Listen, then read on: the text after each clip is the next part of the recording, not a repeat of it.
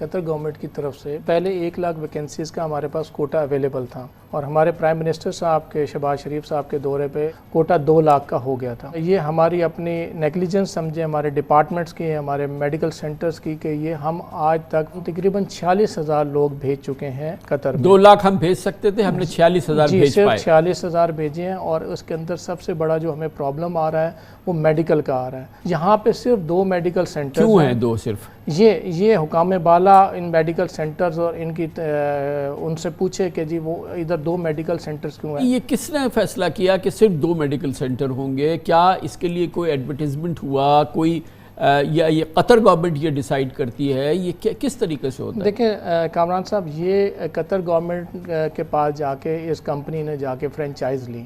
अब होना ये चाहिए था कि इनको कम से कम 3 से 4 मेडिकल सेंटर होने चाहिए थे, जो कि इन्होंने 2 मेडिकल सेंटर्स बनाए। 2 भी बनाए, लेकिन आपके पास कतारें लगी हुई हैं, तो उसकी कैपेसिटी बढ़ाएं, उसको 2 गुना करें, 3 गुना करें।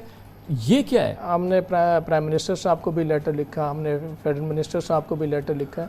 इधर मेडिकल सेंटर्स के अंदर जो एवरेज हो रहे हैं 180 मेडिकल हो रहे हैं, जो दो मेडिकल सेंटर्स हैं, जो एवरेज 90 मेडिकल बनता है एक दिन में 90 और पूरे पाकिस्तान में 2 मेडिकल सेंटर। रिक्वायरमेंट 2 लाख की, इसलिए हम सिर्फ 46,000 बेच पाए। जी बिल्कुल, 46,000 बेच पाए। अब जो लड़का तो दीर और हंगू उस साइड से आएगा वो कॉस्ट पे करता है इस्लामाबाद के लिए और 2-2 महीने मेडिकल्स की अपॉइंटमेंट्स नहीं है। अब उसके अंदर क्या हुआ कि हमने इस फीफा वर्ल्ड कप के जो अचीवमेंट हासिल करनी थी, जिसकी वजह से हमें रेमिटेंसेस आनी थी, जो हमारे पाकिस्तान को इस टाइम पे ज़रूरत है, वो हम अचीव नहीं कर सके।